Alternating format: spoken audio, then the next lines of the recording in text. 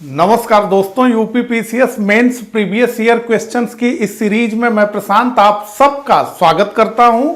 इस सीरीज का ये मेरा 8वां लेक्चर है। इससे पहले इस सीरीज के 7 लेक्चर ऑलरेडी कंडक्ट हो चुके हैं। मुझे उम्मीद है कि आप सबने उन सभी लेक्चर्स को एक क्रम से देख लिया होगा। अगर आपने अभी तक उन लेक्चर्स को नहीं देखा है तो आप इस चैनल पे चले जाइए, वहां पर आपको UPPCS mains previous year solved paper के नाम से एक प्लेलिस्ट मिलेगी। उस प्लेलिस्ट में इस सीरीज के सभी लेक्चर्स आपको एक क्रम से देखने को मिल जाएंगे, तो वहां जाकर के आप उन्हें देख सकते हैं।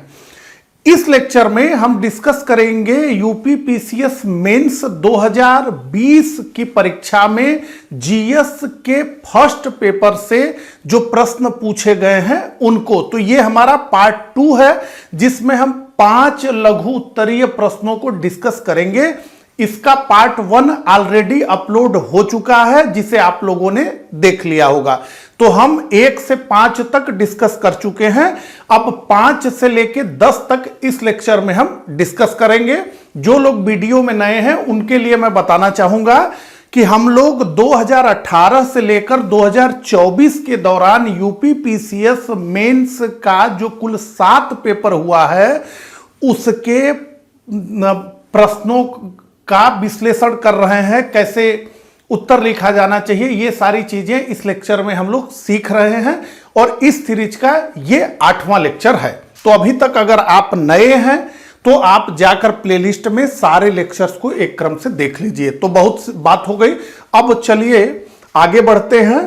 और जिन लोगों ने यूपीपीसीएस प्रीलिम्स इस बार की क्वालिफाई कर लिया है, उनके लिए हम लोग एक उत्तर लेखन अभ्यास का कार्यक्रम लेकर के आए हैं, जिसमें आपके पूरे यूपीपीसीएस मेंस के सिलेबस को कवर करता हुआ क्वेश्चंस हम देते हैं, जिस पर आप अपना उत्तर लिखते हैं, हमें अपनी कॉपी भेजते हैं, हम अपना फीडबैक देते हैं। साथ ही साथ प्रत्येक प्रश्न का एक मॉडल आंसर भी हम देते हैं, एक आदर्श उत्तर भी आपको देते हैं, ताकि आप समझ सकें, सीख सकें कि एक बेहतर उत्तर कैसे लिखा जाना चाहिए परीक्षा में।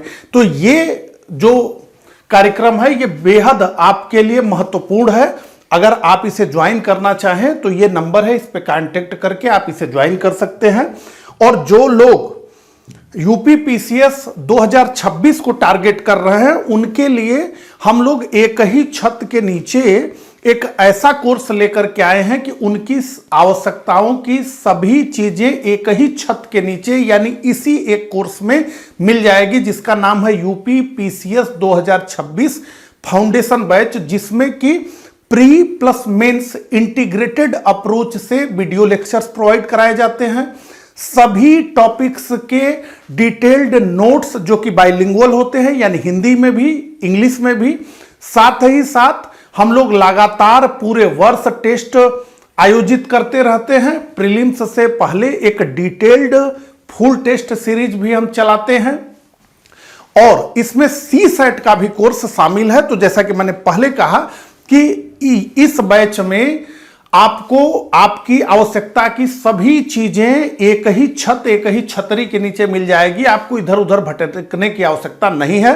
तो अगर आप इस कोर्स को ज्वाइन करना चाहें तो यहां पे स्क्रीन पे नंबर दिया गया है, इस नंबर पे कॉल करके, व्हाट्सएप करके, बात करके आप डिटेल्ड ले लीजिए। ठीक है, चलिए अब बहुत बातें हो गई, अब सीधे हम प्रश्नों पर आते हैं। तो ये 6ठा प्रश्न है 2020 जीएस फर्स्ट पेपर का, और पॉवर्टी इन इंडिया, भारत में गरीबी, इस टॉपिक से यह प्रश्न हमें देखने को मिल रहा है। आइए देखें।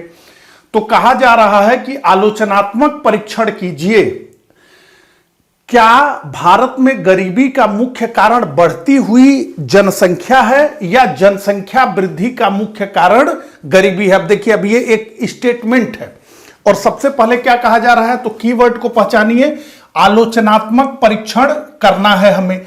अब ये स्टेटमेंट की तरह का प्रश्न है। क्या कह रहा है स्टेटमेंट में? कहा जा रहा है, देखिए, क्या भारत में गरीबी का मुख्य कारण बढ़ती हुई जनसंख्या है? Question mark. क्या भारत में गरीबी का कारण बढ़ती हुई जनसंख्या है, या जनसंख्या वृद्धि का मुख्य कारण गरीबी है? एक ही बात को दो तरीके से कहा जा रहा है, तो अब एक तर्क हमें विकसित करना होगा। आइए समझें। सबसे पहले तो प्रश्न को ही समझना पड़ेगा, ठीक है। तो मुख्य तर्क क्या है? तो गरीबी क्या है? ये एक दुष्चक्र है। तो जनसंख्या जब बढ़ती है तो संसाधन कम पड़ते हैं। अब मान लीजिए कि किसी माता पिता की आमदनी, दो ऐसे परिवार हैं जिसमें कि दोनों परिवारों की आमदनी 50,000 रुपए महीने है, लेकिन एक परिवार में यानी माता पिता के 4 बच्चे हैं और एक माता पिता के 2 बच्चे हैं, तो पर कैपिटा जो इनकम होगा वो 2 बच्चे का अधिक होगा। कमाई एक ही है, मतलब उनके गार्जियन की कमाई दोनों के 50,000 ही है, लेकिन 50,000 में 4 बच्चों को पालना और 50,000 में 2 बच्चों को पालना। तो ये तो ठीक है कि जनसंख्या बढ़ने से क्या होता है, संसाधन कम पड़ेंगे। जनसंख्या अधिक होगी तो संसाधन अधिक चाहिए होगा। इससे क्या होगा? इससे गरीबी आएगी, यही है ना। अब 50,000 रुपए कमाने वाले माता पिता के 2 बच्चे जितना आनंदमय जीवन जिएंगे वो 4 बच्चे उतना आनंदमय जीवन नहीं जी सकते। तो उसी को हम कह रहे हैं कि गरीबी आएगी, संसाधन कम पड़ेंगे, ठीक है। अब इसके आगे देखिए, यहां 2 तर्क दिया गया। पहले को हमने किया क्या भारत में गरीबी का मुख्य कारण बढ़ती हुई जनसंख्या है? तो इसको हमने माना कि हां, जनसंख्या बढ़ने से संसाधन कम पड़ते हैं, इससे क्या होता है, गरीबी आती है। अब दूसरा स्टेटमेंट क्या है? जनसंख्या वृद्धि का मुख्य कारण ही गरीबी है। अब इसको भी देखिए, तो गरीबी होने के कारण लोग सुरक्षा और अधिक आय के लिए अधिक बच्चे पैदा करते हैं। गरीबी होने के कारण लोग सुरक्षा और अधिक आय के लिए अधिक बच्चे पैदा करते हैं, जिससे जनसंख्या बढ़ती है। समझ लीजिए, देखिए, गरीबों के लिए एक बच्चा एक मुंह नहीं होता। गरीबों के लिए एक बच्चा एक मुंह नहीं होता, बल्कि 2 हाथ होते हैं। यानी गरीबी के लिए बच्चा मुंह का मतलब खर्च नहीं होता, हाथ का मतलब आय का जरिया होता है। तो ये कहते हैं कि जितनी अधिक जनसंख्या बढ़ा लेंगे उतने हाथ हमारे पास होंगे और उतना अधिक हमारे पास जो है आमदनी आएगी, उतने अधिक लोग कमाएंगे। अभी ये ग्रामीण भारत में और जो गरीब आबादी है उसमें ये निश्चित रूप से धारणा है। अब आपको सुनकर के अजीब लग रहा होगा, बल्कि इसको मैं सामाजिक सुरक्षा से जोड़ करके बताऊं तो पहले, चूंकि आप जानते हैं कि एक पूरी तरह से कानून व्यवस्था की स्थिति 20-25 साल, 30 साल, 50 साल पहले भारत में नहीं थी, बहुत अधिक शोषण था। तो ऐसे में लोग अपने सुरक्षा के लिए अधिक से अधिक बच्चा पैदा करते थे। तो उसको क्या कहते थे? बच्चा नहीं कहते थे, कहते थे कि घर में एक और लाठी आई। जब पुरुष सदस्य आता था तो कहते थे कि घर में एक और लाठी आई। तो यह होता था कि अरे उनसे कौन लड़ेगा, उनके घर तो इतनी लाठी है। वो तो बाद में जब ग्लोबलाइजेशन आया, धीरे धीरे समृद्धि हुई, धीरे धीरे पढ़ाई लिखाई हुई, तो कहा गया कि भैया 5 लाठी हो या 10 लाठी हो, अगर उसमें घून लगा है तो लाठी आपकी बेकार है। एक ही लाठी, 2 ही लाठी रखिए, लेकिन मजबूत रखिए। तो यह बात है। तो गरीबों के लिए जो जनसंख्या है, यानी जो बच्चा है, वो एक मुंह नहीं है बल्कि 2 हाथ है। तो हमने दोनों तर्क को देख लिया, ये दोनों तर्क ठीक हैं। अब आगे इस पे हम बढ़ेंगे।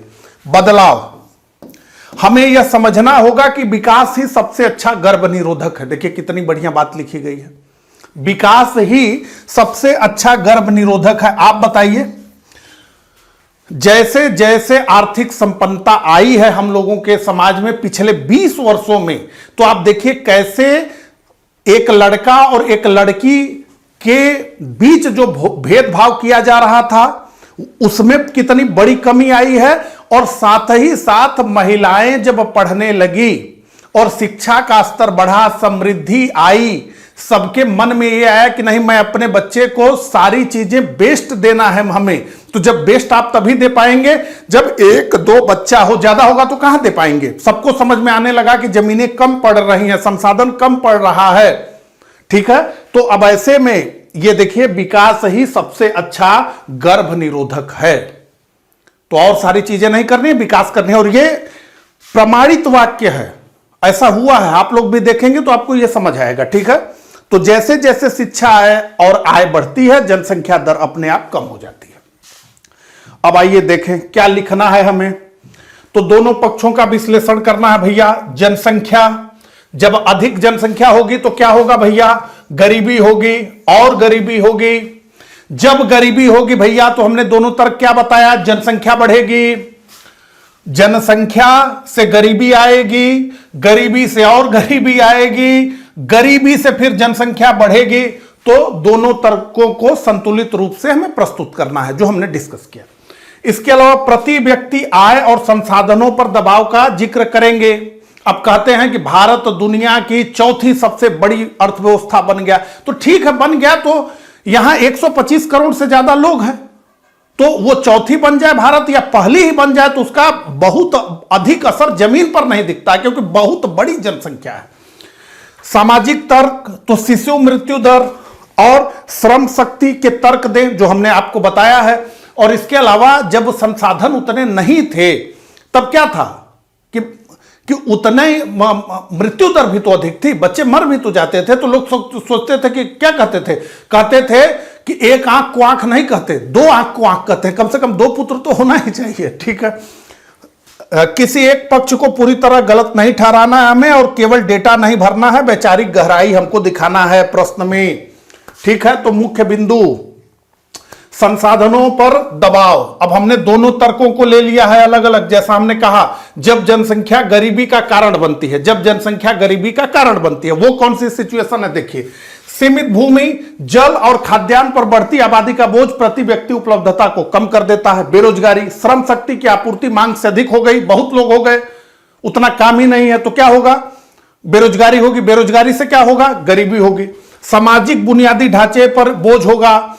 तो भारत में आप देख ही रहे हैं ना, स्कूल में चले जाएं तो वहां पे लाइन लगी है, हॉस्पिटल में चले जाएं तो वहां पे लाइन लगी है, सड़क पे निकल जाएं तो वहां पे लाइन लगी है, हाईवे बनता है, मन खुश होता है कि चलो अब जाम से मुक्ति मिली, 5 साल बाद देखते हैं कि अब हाईवे पर भी उतना ही जाम लग रहा है। तो कहने का मतलब कि हम ये रोजमर्रा के जीवन में देख रहे हैं कि सामाजिक बुनियादी ढांचे पर कितना बोझ हो रहा है, चाहे वो स्कूल हो, अस्पताल हो, आवास हो, जैसी बुनियादी सुविधाओं की गुणवत्ता जनसंख्या के दबाव में गिर रही है।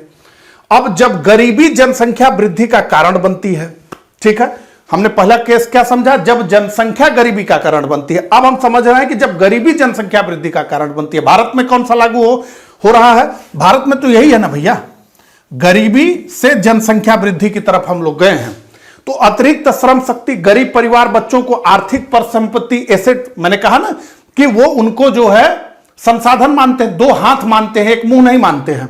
उन्हें लगता है कि अधिक बच्चे मतलब अधिक कमाने वाले हाथ। उच्च शिशु मृत्यु दर, गरीबी के कारण कुपोषण और स्वास्थ्य सेवाओं की कमी होती है। असुरक्षा के चलते परिवार अधिक बच्चा पैदा करते हैं ताकि कम से कम कुछ तो जीवित बच जाएं। शिक्षा और जागरूकता का अभाव, गरीबी अक्सर शिक्षा से जुड़ी होती है, जिससे परिवार नियोजन के संसाधनों के प्रति जागरूकता की कमी रहती है, तो उसका वो प्रयोग नहीं करते हैं। ठीक है, तो अब जो है हमने इतनी बात कर ली, बड़े विस्तार में जाकर के समझ लिया। तो अब आइए हम आदर्श उत्तर देखें। जो जो बातें हमने कही हैं उनका प्रयोग करके हमने उत्तर को कैसे लिखा है, इसको देखिए। तो प्रस्तावना, भारत में गरीबी और जनसंख्या वृद्धि के बीच का संबंध एक कारण और प्रभाव का जटिल जाल है।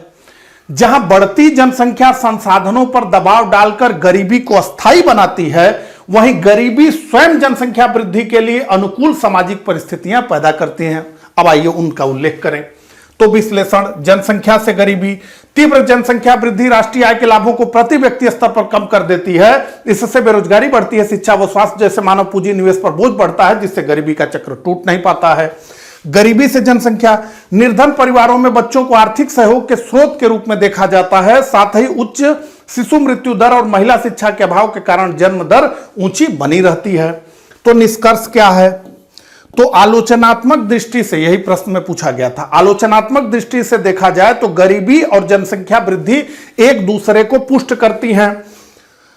अतः समाधान केवल जनसंख्या नियंत्रण में नहीं है, अतः समाधान केवल जनसंख्या नियंत्रण में नहीं है, बल्कि शिक्षा, महिला सशक्तिकरण और बेहतर स्वास्थ्य सेवाओं के माध्यम से गरीबी उन्मूलन में निहित है, क्योंकि विकास ही जनसंख्या नियंत्रण का सबसे प्रभावी उपकरण है। और ये हम देख भी रहे हैं।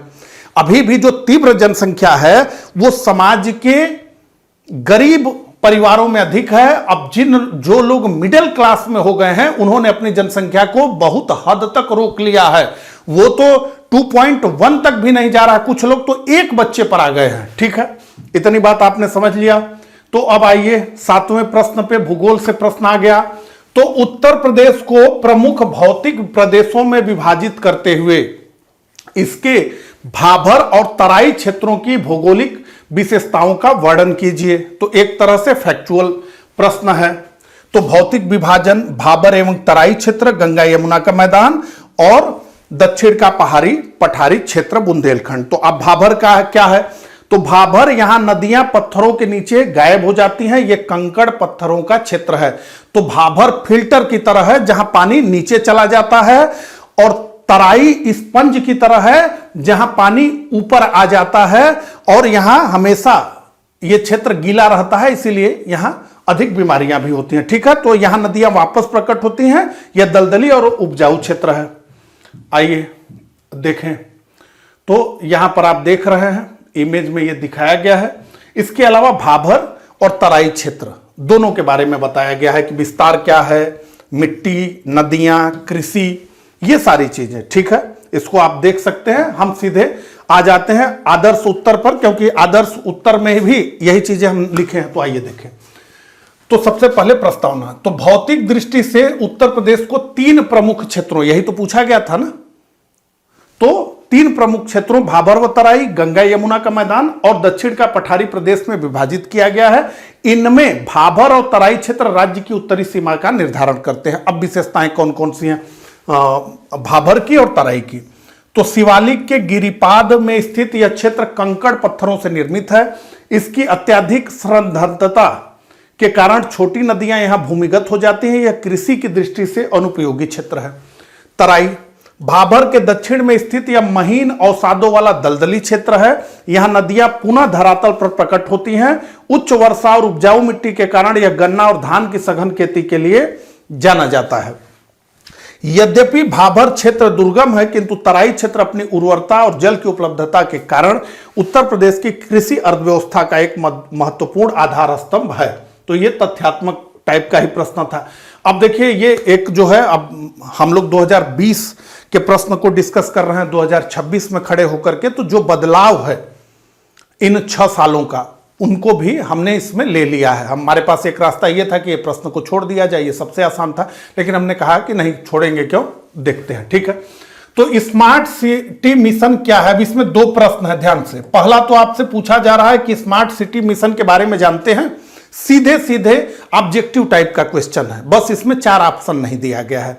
तो 2 लाइन में आपको बताना होगा कि स्मार्ट सिटी मिशन क्या है। पहला प्रश्न 2 हिस्से में है, तो प्रश्न का पहला हिस्सा। दूसरा, पूर्वी उत्तर प्रदेश में इस योजना हेतु चुने गए नगरों की प्रमुख विशेषताओं की विवेचना कीजिए। तो ये एक ही प्रश्न में 2 चीजें पूछी जा रही हैं। तो पहले मिशन का उद्देश्य, परिभाषा तो हम लिखेंगे ही। तो 2015 में यह मिशन शुरू हुआ भारत के कुल 100 शहरों को स्मार्ट सिटी बनाने के लिए। तो 2015 में शुरू हुए इस मिशन का लक्ष्य शहरों को बुनियादी ढांचा, स्वच्छ वातावरण और स्मार्ट समाधान जैसे ई गवर्नेंस प्रदान करना है। मिशन की स्थिति, अब तो मिशन को यह कह दिया गया कि यह पूरा हो गया, हालांकि बहुत जगह पर काम अभी अधूरा है, लेकिन हम यही कहेंगे कि अब मिशन के अधिकांश प्रोजेक्ट पूरे हो गए हैं। 2026 की स्थिति अब फोकस मेंटेनेंस और सस्टेनेबिलिटी पर है। ठीक है, पूर्वी उत्तर प्रदेश के नगर कौन कौन से हैं? तो केंद्र सरकार के मिशन के तहत वाराणसी और प्रयागराज पूर्वी उत्तर प्रदेश के प्रमुख स्तंभ हैं। मुख्य दर्शन विरासत का संरक्षण और आधुनिकता का समावेश, चाहे प्रयागराज हो चाहे बनारस में, यह है। ठीक है, तो पूर्वी उत्तर प्रदेश के शहरों की विशेषता, इन्हीं का उल्लेख। तो एक वाराणसी है, तो विरासत विकास, यहां कौशल और संस्कृति के साथ आधुनिकता को जोड़ना।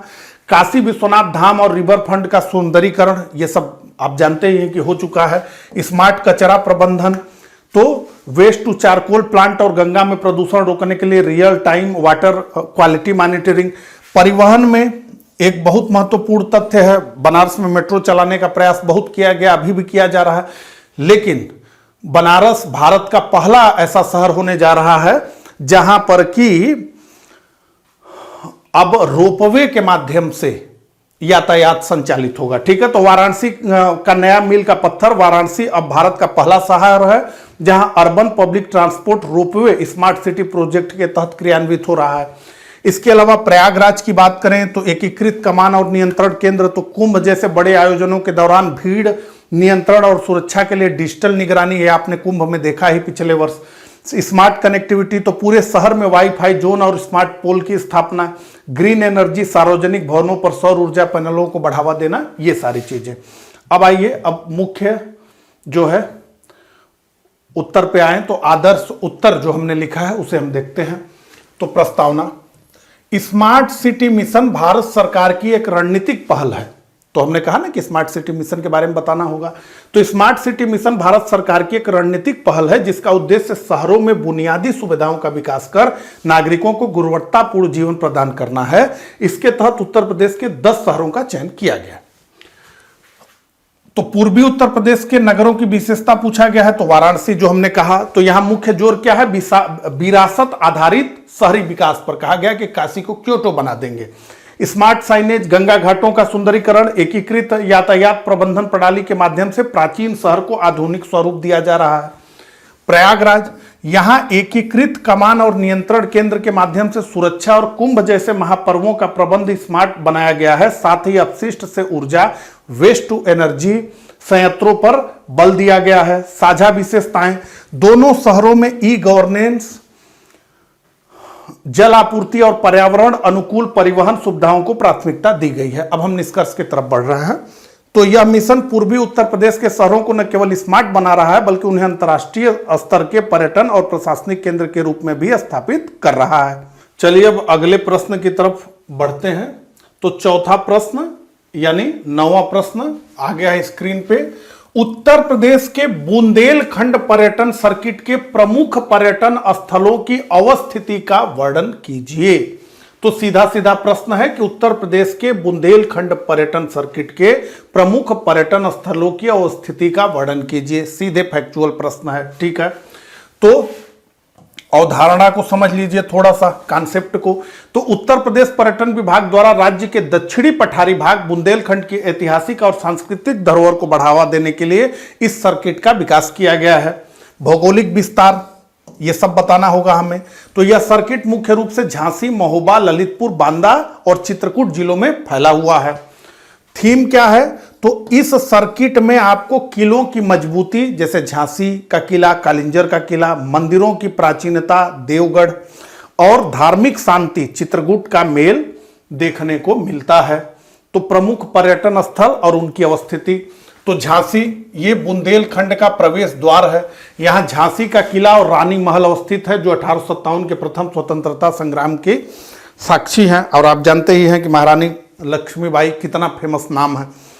इसके अलावा देवगढ़ बेतवा नदी के किनारे अवस्थित यहाँ गुप्तकालीन दशावतार मंदिर और जैन मंदिर स्थित है जो अपनी स्थापत्य कला के लिए प्रसिद्ध है।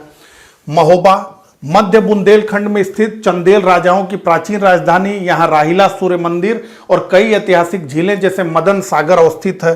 कालिंजर विंध्य पर्वत श्रेणी की एक ऊंची पहाड़ी पर स्थित, यहाँ कालिंजर का दुर्ग और नीलकंठ महादेव मंदिर सामरिक और धार्मिक दृष्टि से महत्वपूर्ण है। इसके अलावा चित्रकूट उत्तर प्रदेश और मध्य प्रदेश की सीमा पर मंदाकिनी नदी के किनारे ये स्थित है। यहाँ कामदगिरी, रामघाट और जानकी कुंड जैसे पवित्र स्थल अवस्थित है। अब जैसा कि आप देख सकते हैं ये पूरा जो है चित्र के माध्यम से दिखाया गया है। झांसी बुंदेलखंड का प्रवेश द्वार, बेतवा नदी के किनारे, महोबा चंदेल राजाओं की राजधानी। ठीक है, ये आप देख सकते हैं। अब आदर्श उत्तर की तरफ बढ़ते हैं। चूंकि तथ्यात्मक प्रश्न है तो इसमें समझने समझाने के लिए बहुत नहीं है, सीधे सीधे जो फैक्ट आपको याद है वो इसमें रख देते जाना है। ठीक है, तो उत्तर प्रदेश का बुंदेलखंड पर्यटन सर्किट राज्य के दक्षिणी पठारी क्षेत्र में स्थित है। यह सर्किट अपनी विशिष्ट ऐतिहासिक विरासत, चंदेल कालीन वास्तुकला और धार्मिक महत्व के स्थलों को एक सूत्र में पिरोता है। तो हमने एक परिचय दे दिया इस सर्किट का। अब प्रमुख पर्यटन स्थल और उनकी अवस्थिति बतानी है। तो झांसी ये सर्किट का मुख्य केंद्र है, जहां झांसी का दुर्ग है, रानी महल ऐतिहासिक पर्यटन के प्रमुख स्थल हैं, वही सारी बातें जो हमने डिस्कस की। महोबा आलाउदल की वीर भूमि के रूप में प्रसिद्ध महोबा में चंदेल शासकों द्वारा निर्मित सूर्य मंदिर और विजय सागर झील स्थित है। तो अब निष्कर्ष में देखें, यह सर्किट न केवल उत्तर प्रदेश के पर्यटन राजस्व में वृद्धि करता है बल्कि बुंदेलखंड की समृद्ध सांस्कृतिक और ऐतिहासिक गाथा को वैश्विक पहचान भी दिलाता है। अब देखिए, अब एक प्रश्न ये आ गया है, बड़ा शानदार प्रश्न है, समझने लायक प्रश्न है। क्या पूछा जा रहा है, देखिए। भारत के विशेष संदर्भ में सीमांत, फ्रंटियर और सीमा, बाउंड्री का अंतर स्पष्ट कीजिए। तो यह पूछा जा रहा है कि सीमांत क्या है यानी फ्रंटियर, बाउंड्री यानी सीमा क्या है, इन दोनों में अंतर क्या है। बड़ा सूक्ष्म प्रश्न पूछ लिया गया है, ठीक है। तो प्रश्न की समझ और रणनीति से पहले आइए हम इसको समझ लें कि ये क्या है, सीमांत क्या है और बाउंड्री क्या है, यानी फ्रंटियर और बाउंड्री क्या है। तो सीमांत ये एक भौगोलिक क्षेत्र या पट्टी यानी जोन है। सीमा क्या है, ये एक राजनीतिक रेखा, लाइन है। सीमांत क्या है, ये प्राकृतिक और ऐतिहासिक रूप से निर्मित है। सीमा क्या है, ये मानवों ने निर्मित की है, कानून संधि पर ये आधारित होते हैं। ये बाहर की ओर उन्मुख होता है सीमांत, और सीमा ये भीतर की ओर उन्मुख होती है। तो ऐसे अगर शार्ट में आप याद करना चाहें तो एक चीज दिमाग में रखिए कि सीमांत वह जगह है जहां दो देश मिलते हैं। सीमांत वह जगह है, फ्रंटियर वह जगह है जहां दो देश मिलते हैं, और सीमा वह जगह है जहां एक देश खत्म हो जाता है। जैसे फ्रंटियर में हम हिमालय को देखते हैं ना, ये सारी चीजें बताई गई हैं। आइए आदर्श उत्तर में इसको और समझेंगे, ठीक है। तो प्रस्तावना, तो राजनीतिक भूगोल में सीमांत, फ्रंटियर और सीमा, बाउंड्री दो भिन्न अवधारणाएं हैं। जहां सीमांत एक क्षेत्रीय इकाई है, वहीं सीमा एक रैखिक विभाजक है। तो स्वरूप समझ लें। तो सीमांत एक संक्रमण क्षेत्र, ट्रांजिशन जोन है, जो दो संस्कृतियों या राज्यों को अलग करता है, जैसे ऐतिहासिक रूप से हिमालय। इसके विपरीत सीमा एक स्पष्ट रेखा है जो संप्रभुता की अंतिम सीमा तय करती है, जैसे भारत पाक के बीच रेड क्लिफ रेखा। उन्मुखता, तो सीमांत विस्तारवादी और बाहरी होता है, जबकि सीमा कानूनी रूप से निश्चित और आंतरिक होती है। भारतीय संदर्भ में देखें, यही प्रश्न में पूछा गया है। तो प्राचीन काल में भारत के उत्तर में हिमालय एक प्राकृतिक सीमांत था। आधुनिक काल में राजनीतिक संधियों के माध्यम से इसे मैकमोहन रेखा जैसी सीमा में बदला गया। उत्तर पूर्वी भारत में नेफा का अरुणाचल प्रदेश में बदलना सीमांत से सीमा की ओर संक्रमण का सटीक उदाहरण है। तो निष्कर्ष, संक्षेप में, सीमांत प्रकृति की देन है, जबकि सीमा मानव और कानून की उपज है, ठीक है। तो इस प्रकार से 2020 जीएस फर्स्ट पेपर के 5 प्रश्नों को इस लेक्चर में हमने डिस्कस किया। मुझे कमेंट करके जरूर बताइएगा कि मेरा ये प्रयास आपको कैसा लगा। मिलता हूं इसी तरह के अगले लेक्चर में, तब तक के लिए आप सभी को नमस्कार, धन्यवाद।